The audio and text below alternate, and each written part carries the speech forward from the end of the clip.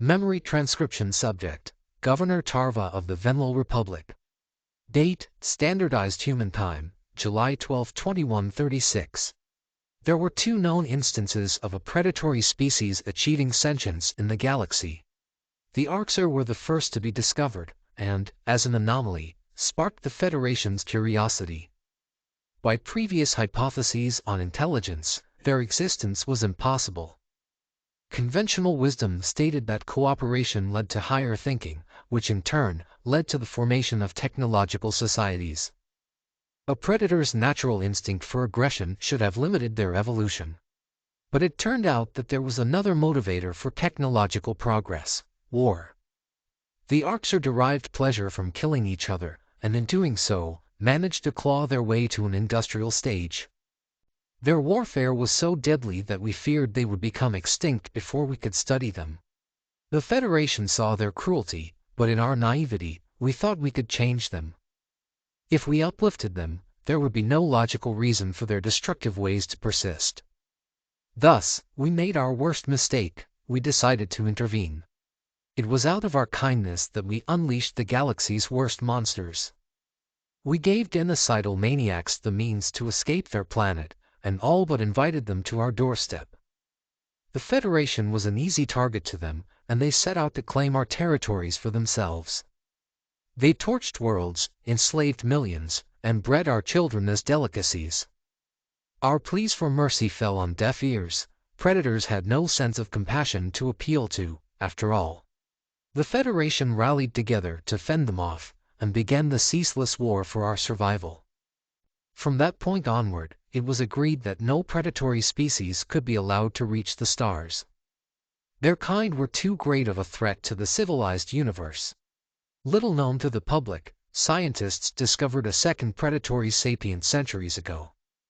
Much like the Arxer, they slaughtered and committed atrocities against their own. It was visible from their broadcasts. The Federation voted to exterminate them before it was too late. But while we spent decades drafting termination plans, hundreds of nuclear explosions were detected across the planet. Our strategists concluded, with a grim sense of relief, that they had wiped themselves out. The species was forgotten, mentioned only as an asterisk to the Arxer's unique predator status. Yet now, my advisors were digging every record of these predators off of the internet. There was a vessel inbound for our world, with a subspace trail pointing back to the planet Earth. Governor Tarva. My military advisor, Cam, was growing more impatient by the minute. It was obvious that he wanted to be cleared for action. Please, I beg you. We must try to shoot them down. Are you certain we cannot evacuate the planet? I asked. Cam sighed. You know the answer, ma'am. They were within orbital range by the time we detected them. It's already too late. I grimaced. Every FTL relay was broadcasting a planetary distress signal from the moment we identified the human ship. It was in vain, of course. It would take hours for our Federation allies to reach us. By the time they arrived, our world would be reduced to rubble. At least someone would investigate our death, and hopefully, put the pieces together. Was there any way to stop the coming onslaught? Was enslavement preferable to death? It was doubtful, but I didn't see another way to bargain for my race's survival. There was nothing else to be done. To put it simply, we couldn't divert resources to another army of predators. Our people didn't have the manpower or the spirit. Local forces were depleted from a recent Arxer incursion, which was thwarted by the slimmest of margins. The humans caught us at a time of maximum vulnerability. There was no chance to fight or flee. As difficult as it was to surrender our home, it was the only option. Yes. I know. Send out an emergency alert. Get the civilians to bomb shelters immediately. I stared at my paws, cursing the day I chose to run for office. Contact the incoming ship. I will personally offer our unconditional surrender. Surrender? Without firing a single shot, the advisor growled. Perhaps they'll be kinder than the Arxer. My hope is they'll spare the children. The videotapes of our children, lined up in front of the gray reptilians and shot by a mass grave, rolled in my mind. It was their way of taunting us. At worst, we can buy some time. But if we fight, they'll kill us all. I swiveled my chair away from the advisor, signaling that the discussion was over. An aide propped a camera in front of me, and with a swish of my tail, I showed that I was ready. Fear swelled in my throat as we hailed the vessel on all frequencies. Would these creatures even answer? Predators didn't talk to prey, except to toy with them. Perhaps they would pick up, just to laugh at our desperation and weakness. To my surprise, the inbound ship accepted our transmission. A brown-skinned being appeared on screen, sitting in some sort of pilot's chair. The words of our surrender were almost to my lips when its forward-facing eyes locked with mine. To my horror, it bared its teeth in a vicious snarl. Its sharp, hungry stare halted my thought process, sending my instincts into a primal cascade. This thing was feral. The hostility was unmistakable in its expression. It uttered a few words in a guttural dialect, which I assumed was an announcement of our impending doom. The translator tingled by my ear, pressing the meaning into my mind. I took a shaky breath, certain the machine was wrong. Hello.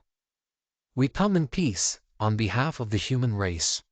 I stared at it, lost for words. Peace? What? The translator spit out my question in the guttural language. The predator closed its maw, tilting its head. Did that translate wrong? You know, peace? Friendship? Yes, I know what peace means, I stammered. Why would you want that? Why would you not? It seemed almost taken aback. My people have looked to the stars for a long time and wondered if there was anyone else out there. I'm happy to have an answer, and to know we're not alone. You speak of peace, but you can't keep the snarl off your face, predator. Cam interjected. What? I don't, it trailed off, as though something occurred to it. You mean that smile, don't you? I am so sorry. I didn't mean to offend you, really. Smile? What does that word mean? I asked hesitantly. It's how humans show happiness and goodwill. Our lips curve up and it rubbed its forehead with a soft appendage. Can we start over? I'm Noah. We're here on a mission of peaceful exploration. Noah really expected us to believe that flashing teeth was meant as a friendly gesture. No, this had to be some sort of twisted game. Predators didn't do peaceful exploration. They trampled everything in their path and then burned it for good measure. At least it wasn't killing us immediately. What choice did I have but to play along? So I gazed into those animal eyes, and tried to keep my voice steady. I'm Governor Tarva. Welcome to Venlil Prime. Thanks, the human said. I must admit, we were quite surprised to receive your transmission. Why you were? Why did you come here, if you didn't detect us? We're from a planet called Earth, rich in water and oxygen. One of science's nagging questions has been the origin of life. Our mission was to examine worlds similar to our own, and yours was the perfect candidate. You suspected we had the conditions for life, then?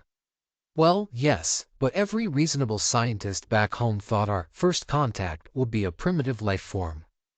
Finding a single-celled organism in your oceans would have been a major victory. Why would you care? We were starting to think we were the only instance of life arising. But now, finding a full-fledged, technological civilization, it's wondrous. One that not only spotted us, but seems to understand what we are too. You keep using the first person, plural. Who is we? Of course, where are my manners? Noah pivoted the camera to the side, revealing another human sitting at a console. This is Sarah, my co-pilot. She's logging all of this for our records. That's right, she agreed. I'm not much of a talker. But Noah runs his mouth enough for both of us, anyways. The captain's eyebrows shot up. I do not. For a brief moment, watching their playful banter, I saw a kindred intelligence in them. My logical brain kicked in a second later, and the illusion dissolved with a cold certainty. Those predators aren't searching for life for science, I chided myself. They're looking for prey. It's an interstellar hunting expedition. This was the humans' first realization that other intelligent life existed.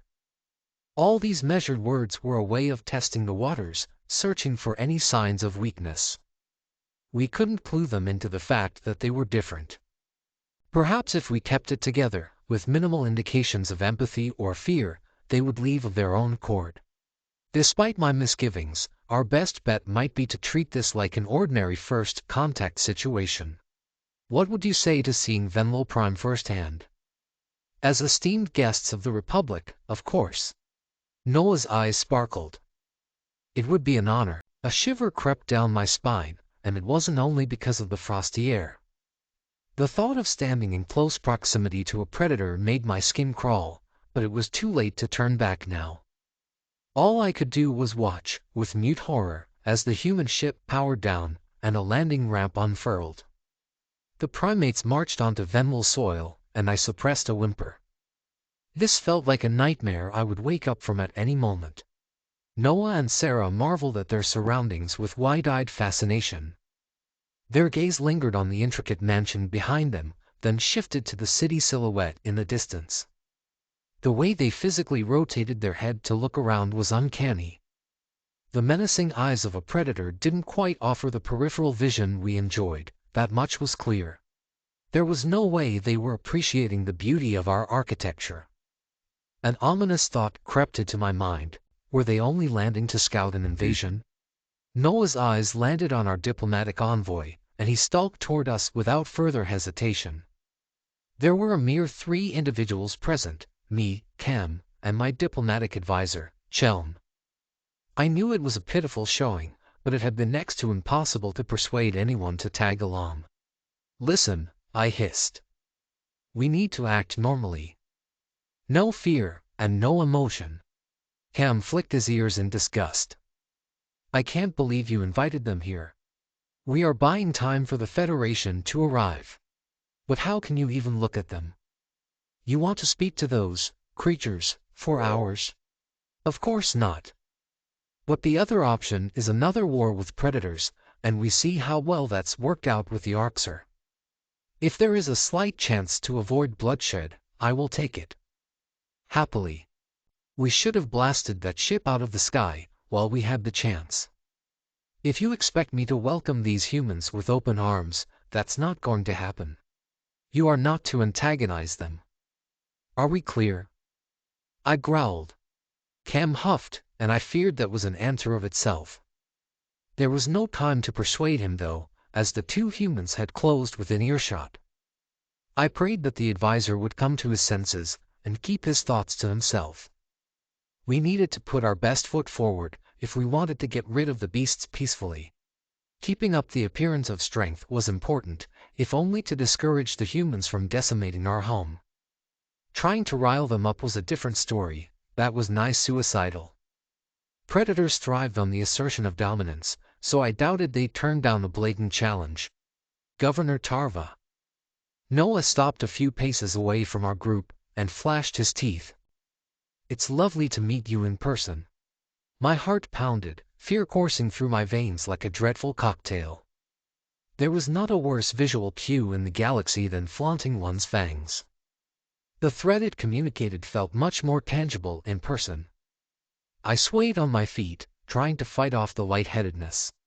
A thud sounded beside me, which I realized was Chelm hitting the pavement. My diplomatic advisor fainting was not a good look, I knew that.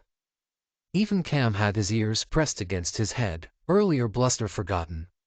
Wonderful, I thought. So much for behaving normally. Noah's eyes stretched wide, and his mistake seemed to dawn on him. He quickly covered his mouth with a hand. Sorry, the Predator captain muttered. I didn't mean to startle you. Are they okay? There was no way to salvage the optics of this one. The humans definitely realized we were afraid of them at this point. I don't think my plan could have collapsed in a more disastrous manner. The initial idea of surrendering crept back into my mind. Whatever their ulterior motives were, there was nothing to deter them from taking what they pleased. The strange thing was, Noah seemed more distraught than amused. This species was slower to pounce on weakness than the Arxer. Perhaps there was still a chance to salvage the meeting, or explain away the behavior. I flicked my ears, trying to calm myself. Yes, he'll be fine. This is just a bit overwhelming. Aliens landing on your planet. That must come as a terrible shock. Sarah exhaled heavily, before scribbling something on her notepad. You're handling this quite well, all things considered. I can't imagine what this would be like without your translator, Noah said. Please, forgive us. We're new to this whole first contact business. Cam knelt by Cheln's side, trying to rouse him. Given that the nurturing trait stemmed from compassion, that wasn't the sort of behavior to exhibit in front of predators either. I had to nip this conduct in the bud, or else the primates would think it was commonplace. That answered what I should do, but how could I leave a man to die in the cold? How could I chastise my military advisor for basic empathy? That level of cruelty was beyond my sensibilities. Noah stooped beside the fallen diplomat, and I braced myself for the worst. Predators placed no value on sentient life, not even their own. The Arxer taught us that much. It was obvious the human thought we should abandon Cheln, rather than allow weakness to tarnish the gene pool. How can I help, were the only words that came out of his mouth. I gaped at the human in disbelief, certain I had misheard. Where were the derisive comments, making light of Cheln's condition? You've helped enough, Cam spat. Noah lowered his head. I'm sorry. It was an accident. It's all right, I jumped in, before a quarrel could break out. I apologize for my advisor's behavior. He's a bit on edge. I understand, the male human said, with a despondent sigh. I fear I've ruined this whole thing. Noah meant no harm. Sarah patted her companion on the back reassuringly. Seeing an alien culture firsthand, it's the opportunity of a lifetime. You have no idea how excited we are.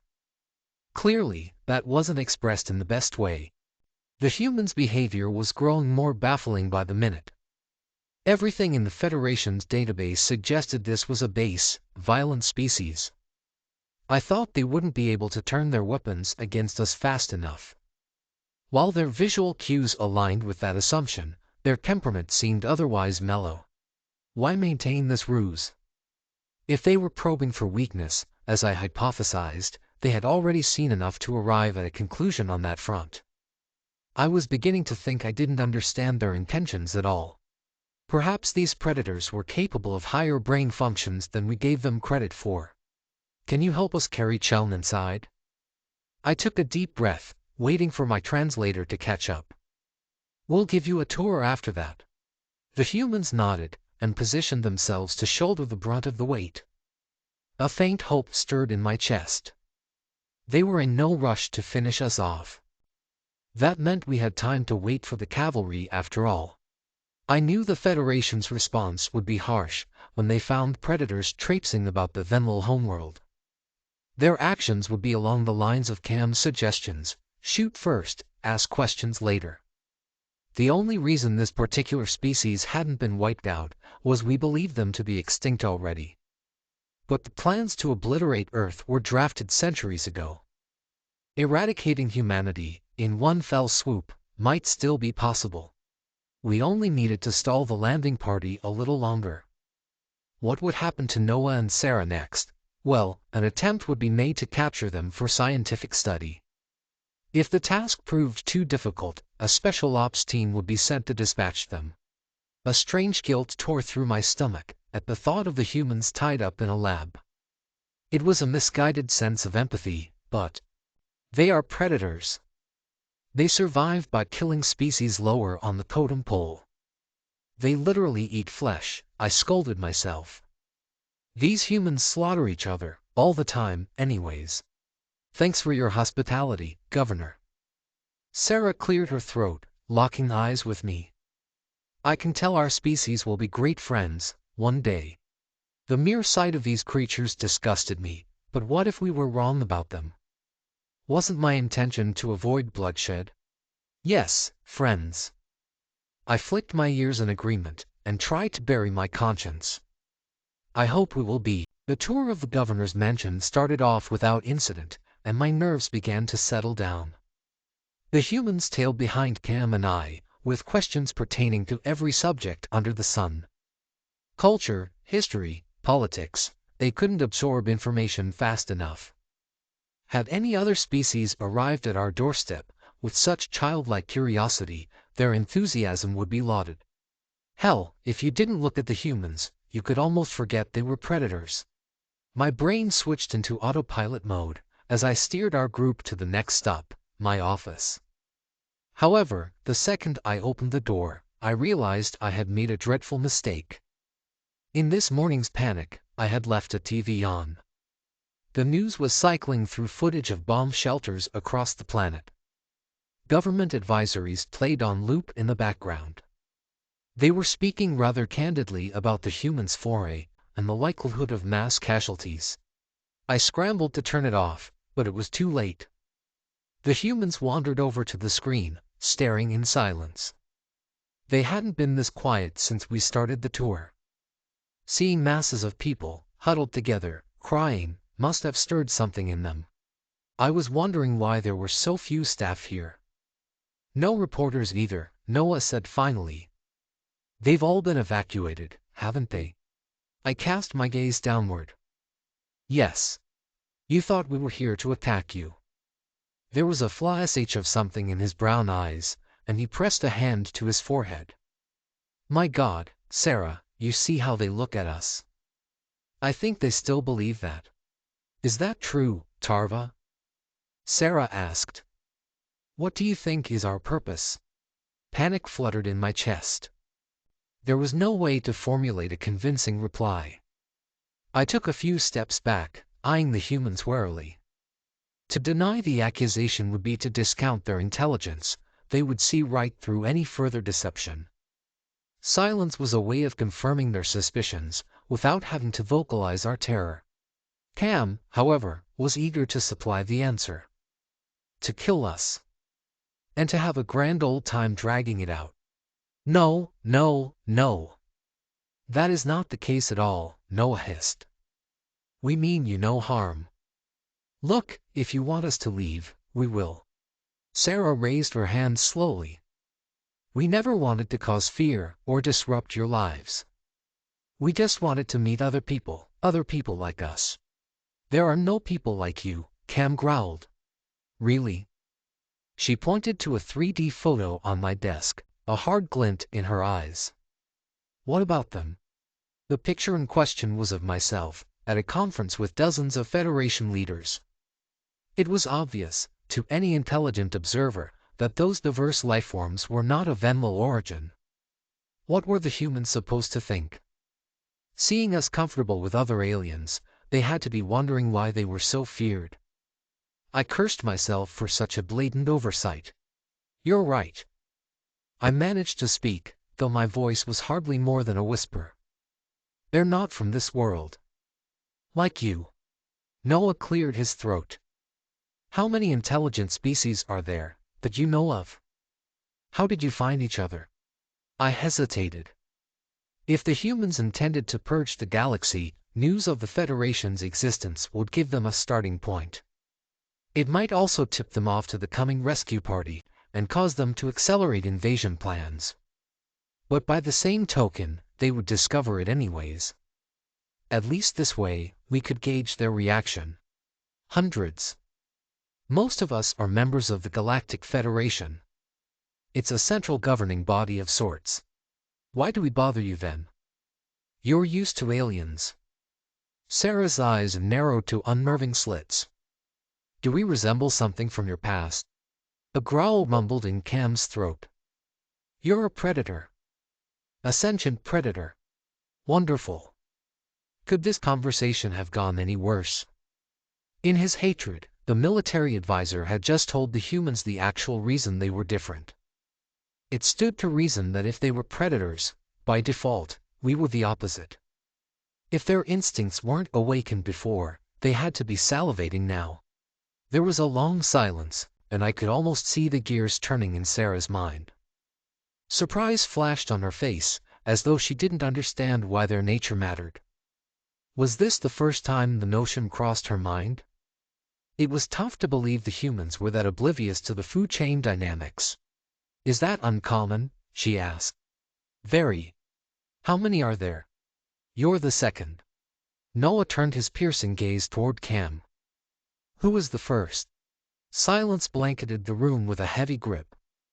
Nobody wanted to explain what happened with the Arxer, not even Cam would offer pointed comments on that subject. We didn't need to give the humans any ideas. The captain seemed to notice our expressions darken, and the lines on his own face hardened. Who was the first? He repeated. What words could provide an adequate description of evil incarnate? My eyes swelled with water as memories resurfaced. My father, captured alive on the warfront, shipped back piece by piece. The day the Arxer launched a gas attack against my daughter's school and left her brain dead. The slave pens, the irradiated worlds, the Venwall kept as cattle. I buried my head in my paws, trying to hide the tears. Showing such weakness in front of the humans was the worst thing I could do. This species, for all its refined words, was cut from the same cloth as our oppressors. If they saw the extent of our pain, it would be weaponized down the road. Noah's eyes widened, and my heart sank in my chest. The observant visitor had noticed my emotional lapse, and seemed to be debating his next action. After a moment's thought, he shuffled closer to me. Every instinct screamed at me to back away, but my paws refused to budge. As the predator reached out with a meaty paw, I waited for him to strike me. My mind was braced for taunting, torture, or whatever else may come. Instead, he gently placed an appendage on my shoulder. Whatever they did, we're not like that. We're not going to hurt you, okay? Something seemed to snap in my soul, like a series of cracks spreading through a dam. Raw emotion poured through my psyche, and I broke down, sobbing uncontrollably. Noah pulled me closer to him, stroking my head in a soothing manner. His embrace was warm, soft, and delicate, yet I could feel the strength in his arms. There was a silent promise of safety in his grasp. He released me after a few seconds, and wiped a tear off of my face. Cam's jaw looked like it was about to fall off. It was rare to see the general left speechless, but I understood why. Kindness was antithetical to the nature of a predator. He couldn't believe his eyes. For the first time since the humans appeared, I considered that they might be benevolent. They had to feel empathy to understand how to comfort someone, after all. A decision cemented itself in my mind. I couldn't allow innocent people to die, simply because of their appearance. The predators might be a threat, but we had judged them based on preconceived notions. I believe you, Noah, I sniffled. I'm sorry. That's the first time you've said my name. The human turned his head away, hiding that smile.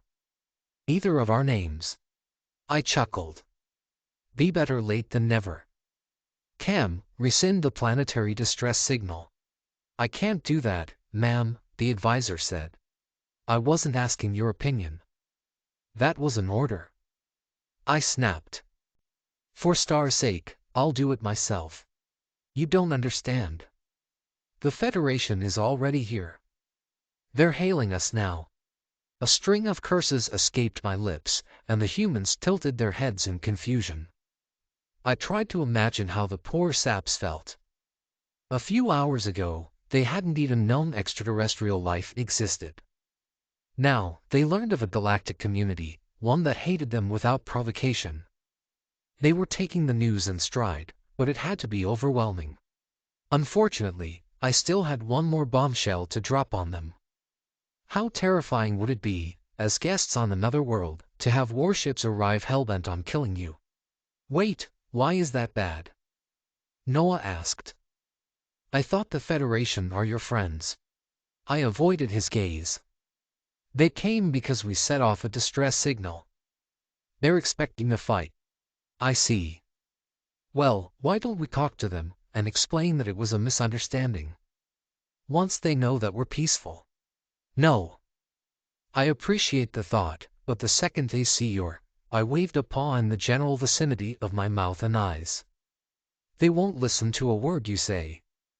They'll want you dead. Or worse, I added to myself. Right, the human muttered. So. I'm sorry about all this, really. I scratched my chin, trying to think. I'll try to drive them off. Just stay out of sight, and let me do the talking. Okay. Noah nodded. Got it. I took a deep breath. Despite their repulsive appearance, the humans' actions exuded such a genuine kindness. They were strangely charming when you sensed the person beneath the monster. If anything happened to Noah and Sarah, the responsibility fell on my shoulders. To think minutes ago, I had been hoping for the Federation to swoop in and save us. Now, my only objective was to save the lives of two predators. If the sensor data was to be believed, the Federation warships were gunning to Venmal Prime at a blistering speed. Their hail seemed urgent, frantic even. They were resending the communication request every few seconds. I had never seen such a harried response, but it made sense. Venmal Prime enjoyed a strategic location, nestled in the galaxy's outer arm. It was a fair distance away from Arxur space, so it was difficult for them to execute a surprise assault. Not to mention that it was a key supply route for our troops and a launch point for rim patrols. Losing such an outpost would be a major setback for the Federation. As we accepted the hail, I was surprised to recognize the face on screen. It was Captain Sovlin, from the powerful Gogeta Union. He had risen to galactic fame after leading a valiant charge to break an Arxur siege on his home world. Typically, the Federation would just send the nearest available assets, but this time, they'd scrounged up someone competent. Governor Tarva. The relief was plain on Sovlin's face, as he realized that we were alive. We're here to assist. What is the reason for your distress? The humans were waiting in the wings, just out of view of the camera. Sarah jotted something down on her notepad. She seemed to be sketching the new alien before her. A pang of guilt stabbed at my chest, as I realized my instincts were still abuzz. Seeing them out of the corner of my eyes was making my skin crawl. The way they craned their heads to look at the screen, it was sickening. I see the Federation sent their finest, I said. The Venmal Republic expresses our sincere gratitude for your response. Unfortunately, you've come all this way for no reason. By galactic law, that signal is only to be used for an extinction-level event. You owe us an explanation. A good one, the Gogeta growled. Did you deal with the problem on your own? There was no problem. Sovlin blinked several times. I'm sorry. It was a false alarm. Our sensors malfunctioned due to a software update. What did you think you saw? We thought a Arxur ship jumped into orbital range. And you figured out that was false because there's nothing up there on visual, Captain. Our backup sensors didn't detect anything either. Not to mention, we're still alive. The Gogeta squinted at me, and I could tell he didn't quite buy my story. Sensor malfunctions made themselves apparent quickly, due to the lack of corroborating evidence. He knew we should have rejected faulty data much faster than the span of a few hours. The sharp glint in his eyes told me he intended to sniff out the truth. Cam. You're awfully quiet, the Federation officer noted. Do you have anything to add? I don't feel like talking. The military advisor paused. His gaze was not focused on the screen, so I figured he was studying the humans out of his periphery. Nothing to add anyways. Tarva said it all. I breathed a silent sigh of relief. With the extent to which Cam despised the visitors, I half expected him to out them at the first opportunity. Had this call taken place a few minutes earlier, I suspect he would have turned the humans over. But their recent behavior must have impressed their sensitivity upon him too. Sovlin scrutinized us, suspicion marring his features. Why didn't you rescind the distress signal? It's still broadcasting now. I forgot, I replied. You forgot? The captain's voice leapt up an octave, and he flicked his claws in disgust. You've got to be kidding me. Do you have any idea the systems we've exposed by coming here? While we're chatting, a planet with a real fucking threat could be glassed. Well, at least he seemed to buy the story. The Gojid's anger was justified, in fairness. If the Archer invaded our neighbors now, Federation forces wouldn't be available to come to their defense. Sorry, I offered meekly. Whatever. We'll need to scan the subspace readings ourselves, Sovlin said through gritted teeth. For our logs. I swallowed. If the Federation took the measurements themselves, they'd find ample evidence of human activity. The realization that we were hiding predators would horrify a seasoned veteran like Sovlin. With the amount of exposure he had to the Greys, he wouldn't accept the possibility that predators could be more than animals. In all likelihood, he would assume we were acting under duress, no matter what we said. Ships would be requested to bombard Earth the second the trail was identified. That will not be acceptable. It'll only waste more of your time and energy. I straightened, and tried to make myself look confident. There is no need for a formal survey. Is our word not enough for your report? Standard protocol dictates. People are freaked out enough from the false alarm. The last thing they need to see is a Federation armada, frolicking around in the atmosphere. You called us, Tarva. I'm going to do my job, and then, I will leave. You'll leave now. Your ships are not welcome here. If you enter our orbit, you will be fired upon. Sovlin's milky eyes glowed with hatred. Go ahead then. Fire away. You wouldn't dare. The indicators plotting out the Armada's position crept toward our homeworld, and I sighed in dismay. The last thing I wanted was to be trading missiles with our Federation allies, but we might not have a choice. It seemed that Sovlin would barge into our territory all the same, since he had the firepower to disregard our warning. He figured we'd give in to simple, brutish intimidation. I gave a few tail signals to Cam, indicating for him to detonate missiles just short of their formation. This was an irreversible step, firing upon our longtime allies. The Federation would, at best, abandon us in the fight against the Archer. Was I damning our species to extinction? I mean, what were the chances that the humans would protect us? Hell, I still wasn't positive they wouldn't drop the facade the second this fleet was gone. We should be grateful if they didn't murder us all themselves. Captain Sovlin wrenched his claws in shock, as the computer warned him of inbound missiles. He barked at the crew to reverse course and divert power to shields. Then, he relayed orders to the rest of the fleet to fall back. I thought he'd forgotten the video call was open, until he shot a blistering glare at the camera. You shot at us. The Gojid stared at his weapons console, as though considering whether to return fire. You actually shot at us. That's an act of war. That was a warning shot. We don't want to hurt you, but we will, I hissed. How can you be so ungrateful?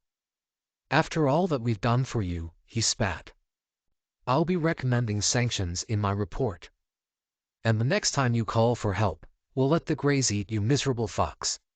The feed cut out abruptly, and I sank to the floor in relief. There would be hell to pay at the next Federation summit, but at least our mistake had been undone without bloodshed.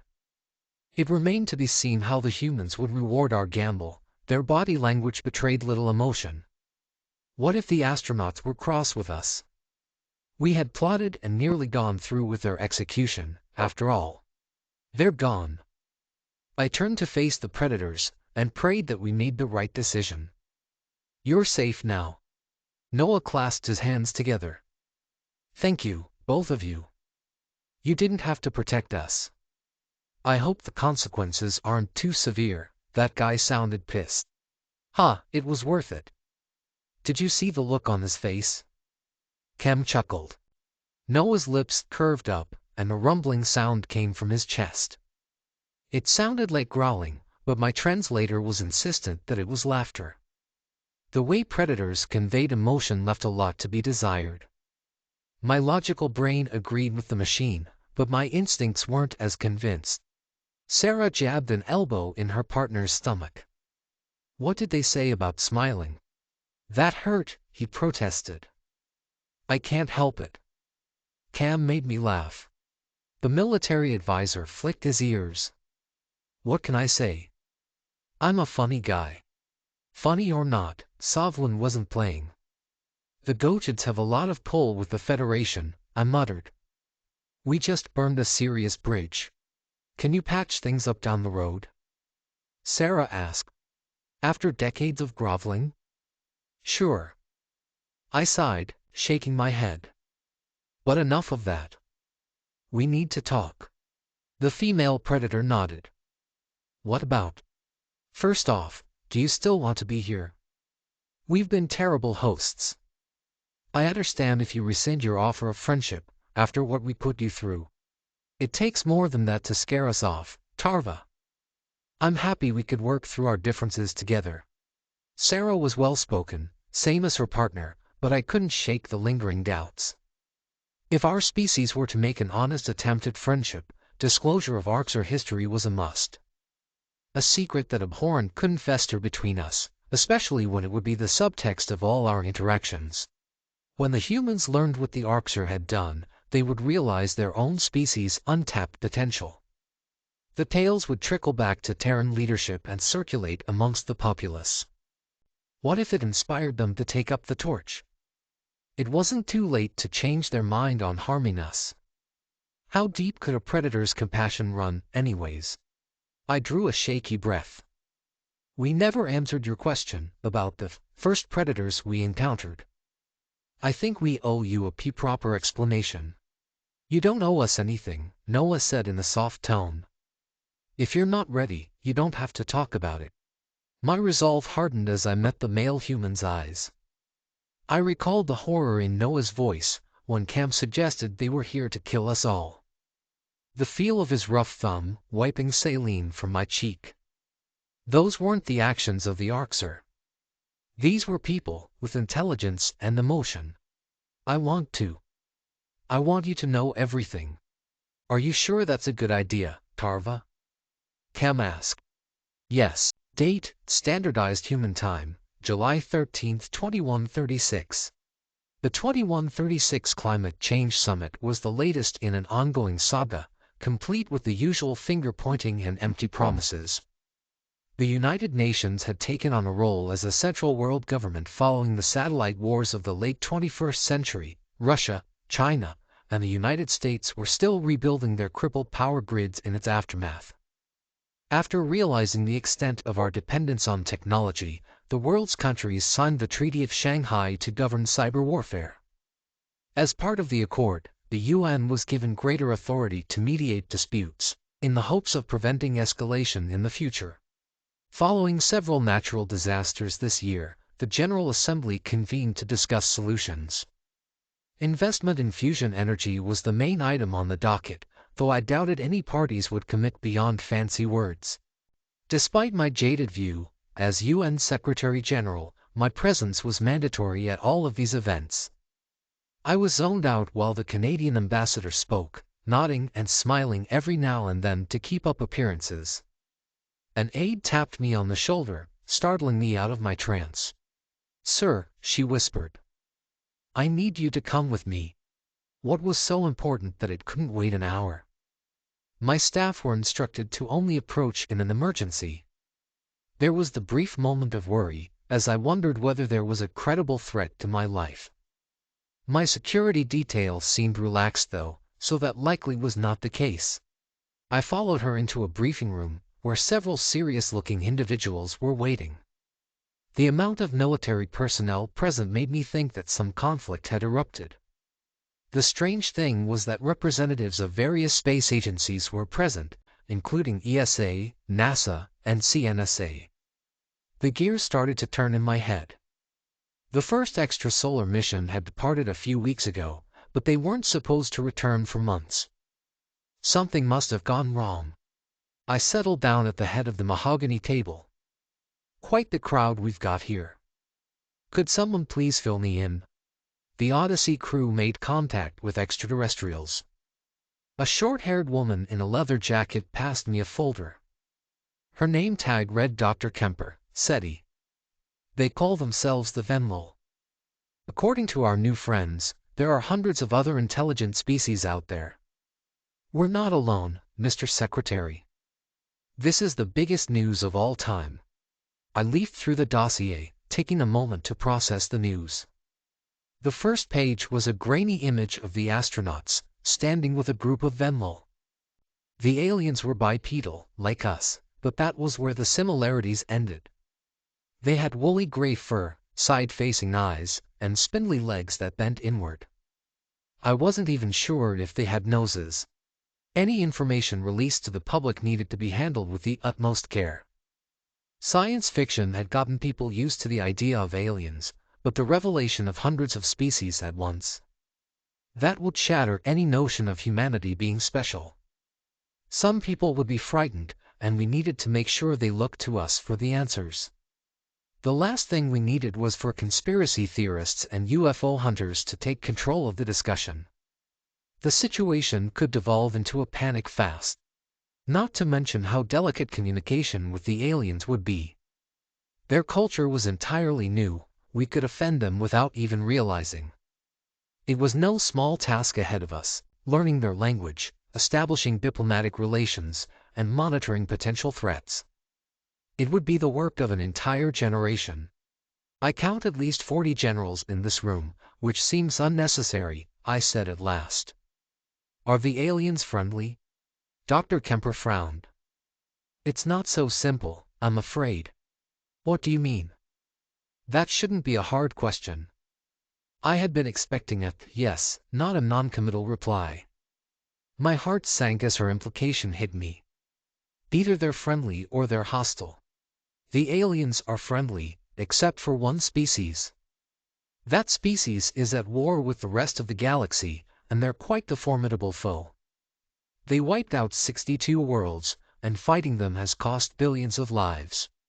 They destroyed 62 planets, by themselves. Jesus Christ. Please, tell me you're kidding. I wish, sir. There's a full brief on the page labeled ARCSR in your file. There's also footage of them committing every war crime in the book. I mean, they literally eat children. Shit. Let's face it, we're barely spacefaring. We need to hammer out alliances with the other aliens, pronto. I want every diplomat relegated to this project. Well, that's the thing. Dr. Kemper gave me an apologetic smile, as though she was about to give more bad news. How could this get any worse? The Federation is afraid of us. The Venmo governor thinks they wouldn't want our friendship, even with her blessing. In fact, she says they might attack us on sight. Why exactly? I asked. Humans are predators, and the only other intelligent predator. Let me guess. The ARCSR, I sighed. The SETI researcher nodded. With a heavy heart, I leaned back in my chair. Humans could be petty and violent, but even on our worst days, we didn't eat children. You could at least give us that. A bitter smirk played at my lips. So I'm hearing not to invite the Venlo to the family barbecue. Yes, Doctor. Dr. Kemper stifled a laugh. And not to make that comment to them either, sir. I doubt they'd be amused. The poor furballs thought we were there to kill them. But we won them over, didn't we? Are you certain we can't bring the Federation around too? I don't like the odds, us taking on a technologically superior species alone. I'm positive. Tarva was quite emphatic. Our astronauts say her primary concern was for the safety of Earth, as a whole. She believes there could be some drastic overreactions. After what they've been through, I can't say I blame them. In that case, humanity shouldn't expect a welcome party from our neighbors. It was a shame our evolutionary link with the Arcser precluded that possibility, or even the prospect of civil relations. The fact that first contact hadn't ended in violence was miraculous, by the sound of it. Things could have fallen apart without the astronauts ever realizing why. We'd know only that the aliens attacked a research vessel without cause. This would be a very different briefing. I made a mental note to give Governor Tarva a proper thanks for staying her hand and filling us in. While I didn't want to rule out swaying the aliens, gambling with Earth's security was out of the question. Mankind were on our own against a genocidal scourge. Well then. This is the rare occasion I'm open to suggestion from the peanut gallery. My eyes locked with the American and Chinese generals, who appeared to be discussing something. Do you have a proposal? General Zhao cleared his throat. It's not all bad news. From what we've seen, the Federation's tactics and weaponry are subpar. We should spend a few months building a proper fleet and running joint exercises. I think if we catch the Arcser by surprise, we might stand a chance. I agree. General Jones offered a supportive nod, and I raised an eyebrow at her. This might be the first time I'd seen the US and China work together since the war. Once we're ready, UN forces can coordinate an offensive. We've found several potential targets, including planets where sentients are bred as food. A ground assault is the perfect way to test our forces without showing our hand. We don't want to overcommit, General Zhao added. If we can liberate some Federation citizens and bring them home, it might buy us some goodwill. We all agree that these Arcser are a menace, but I must ask. Should we really get involved at all? I paused, choosing my next words carefully. So far, they've left us alone. By launching an attack, we'll be announcing our presence to those monsters. We drag Earth into a galactic war and risk untold human lives. Do we chance becoming dead world number 63 for a bunch of aliens who hate us? In my opinion, they'll come for us eventually. We either fight them now or we fight them later, General Jones replied. The difference is, if we choose later, we won't have anyone to stand with us. The Federation is not faring well. I grimaced. The Arcser's sadism was bound to awaken unsavory sentiments when it was plastered across the airwaves. How are we going to prevent widespread hysteria? My original plan was to break this discovery to the masses gradually, but with such a serious crisis, people deserved fair warning. After all, humanity's existence hinged on the decisions that were made today. I hoped the public could handle the truth. If we're going to do this, we need unity at home. People need to know what they're signing up for. I pressed a hand to my temple, trying to suppress a growing headache. Release everything to the public, and let them make the decision. If there's broad support for a war, then we'll fight the bastards. Perhaps the revelation of aliens would make us set aside our differences and face this threat as a united species. As far as I knew, Earth only had one chance to get this right. Date, Standardized Human Time, August 21, 2136. The first humans to appear on the Venmo broadcast were concealed by a vac suit and did not speak a word. The watching world had just crawled from our bunkers, only to find our leaders linking arms with predators. The immediate closure of the borders was the sole thing that prevented a mass exodus and word from getting back to the Federation. There was a great deal of skepticism from the public, as Governor Tarva proclaimed that these beasts were peaceful. We were all waiting for them to throw their lot in with the Arcser and prove her wrong. Instead, the United Nations pledged military aid days later and showered Venmo Prime with food donations. Our citizens slowly warmed to the primates, touched by their outpouring of generosity. The sum of their good works quieted the voices calling for human extinction, for the most part. The Terran astronauts were relentless too, on a television tour espousing peace. Their behavior reflected well on their species as a whole. But at the end of the day, few wanted to meet a predator in the flesh. As human volunteers took to the stars, the scientific communities of two worlds worked to smooth over our first interactions. We found ourselves inundated by Terran entertainment, granting us a peek behind their bestial exterior. The first literature Earth shared with us was Frankenstein, which I'm pretty sure was a thinly veiled analogy. How do you convince the world that you're not a monster when they decide with a single glance? The scientists decided it would make a difference mentally for us to bond, and to see them as people. A program was launched to talk to a human via text chat, no videos or images. Their appearance was the stuff of nightmares, so it was easier to start without that in mind. Out of morbid curiosity, and perhaps some pity for Frankenstein's wretch, I had volunteered. The human I spoke to was named Marcel. He was a soldier with a dry sense of humor, a passion for environmental causes, and a philosophical mind. Against the odds, I liked him. We became inseparable. I confided my deepest thoughts, and learned a great deal about Terran life in return. We finally docked. God, that was terrifying, Marcel texted. Longest 4 hours of my life. It'll be worth it. I'm excited to meet you, I replied.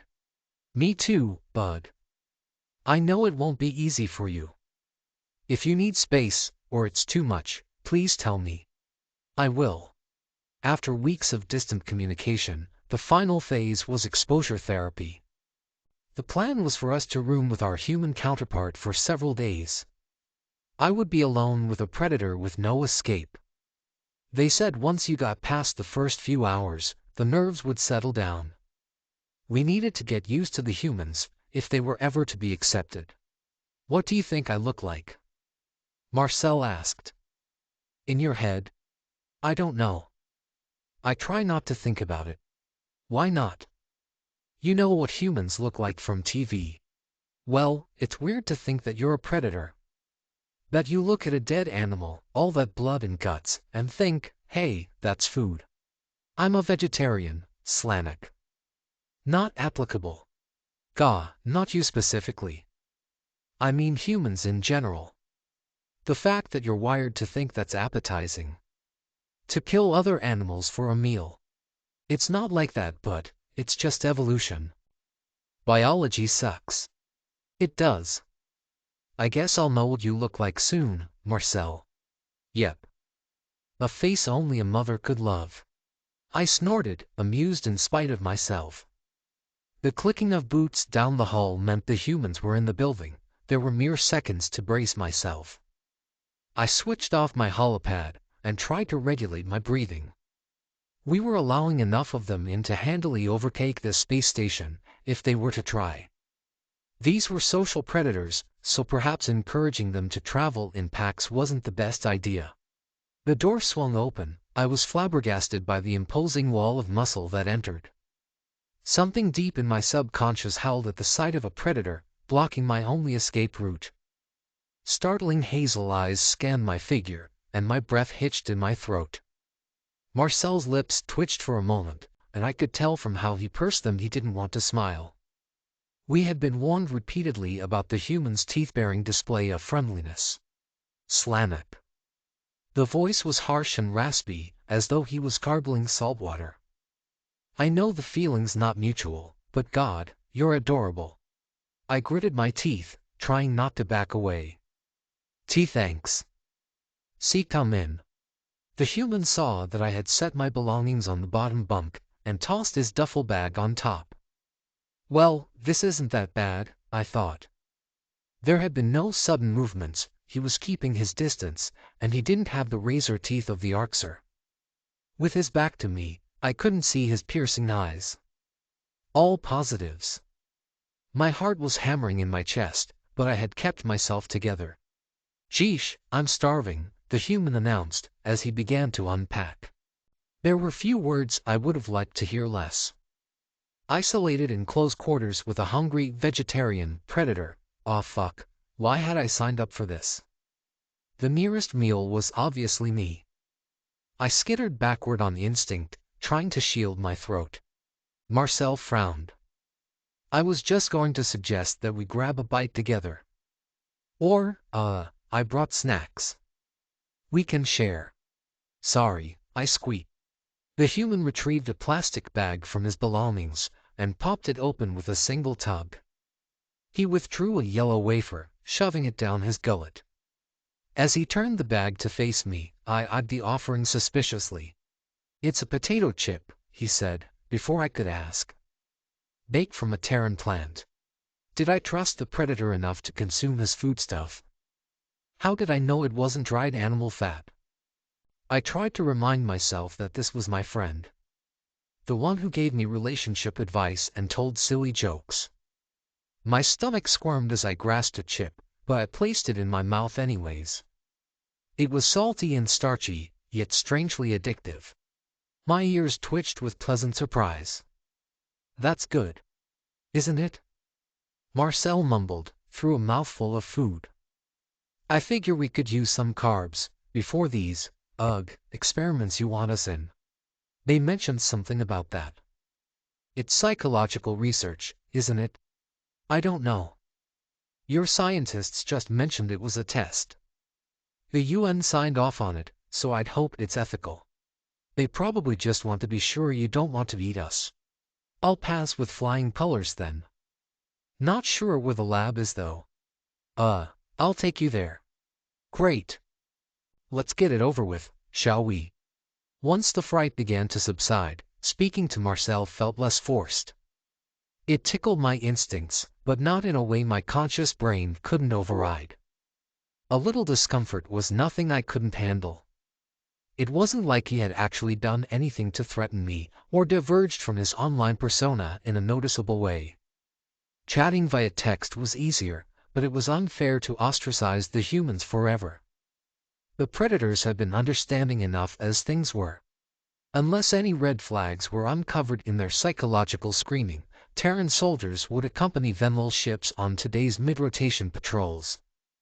It was possible UN peacekeepers would remain as permanent fixtures in our crew. In that case, I would be relieved to have a conclusive answer on the workings of the human mind. Predators were known to toy with their prey in nature. The more intelligent they were, the more sadistic and deceptive they could be. I tried not to think about what I would do if I found out Marcel's niceties were a long con. There were a few humans present at the lab, probably to monitor the methods used for research. Sarah, who I recognized as a lingering visitor from the UN First Contact Team, was hunched over a microscope. She seemed to be analyzing some cell samples with a Venlil scientist, and waved at us as we entered. "Welcome." How Sarah sensed us, with her lack of peripheral vision, was beyond me. "Here for the behavioral exam?" Yep. "I think," my roommate grumbled. "Excellent. Just sign the consent form, and then speak to Ilya here." Sarah gestured toward the Venlil hovering beside her. "Don't worry. It'll be quick." Marcel hesitated before scrawling his name on the dotted line. I noted how thin and frail his fingers looked. For a predator, they were like spindly twigs. Either my imagination was running amok, or his hand quivered as he set the pen down. The humans looked terrifying to us, but I couldn't picture them going toe-to-toe with the Arxer. Before the ink dried on his signature, Ilya was strapping Marcel to a chair. The restraints seemed excessive for a consensual test. Electrodes were fastened to his skull, and his shirt was removed to tape a series of wires to his chest. Clips placed on his fingers fed additional data to a vitals monitor. I noticed the human growing more agitated, the more equipment he was hooked up to. The rise and fall of his chest had quickened dramatically. "Don't leave, Slamek. Please," he pleaded. "This is making me nervous as hell." A sympathetic ache filled my chest cavity. It was strange to think that the predator was afraid of us, but I hated seeing a friend in distress. What were our scientists testing, exactly? Guarantees were necessary to cement trust in these creatures, but I was worried about what would be done to achieve that. It looked as though they were planning to elicit a violent reaction from Marcel. Human subjects deserved proper treatment, not to be goaded into retaliation. Why do I feel so protective of him? I mused. I haven't known him that long. It's going to be okay, Mark. I waved my tail reassuringly. They won't hurt you. I promise. The human furrowed his brow. But you'll stay? Of course. I'll be here. Marcel relaxed, and the twinge in my chest deepened. The sentiments I felt in this moment suggested that, despite the inherent risk, it was possible to grow attached to a predator.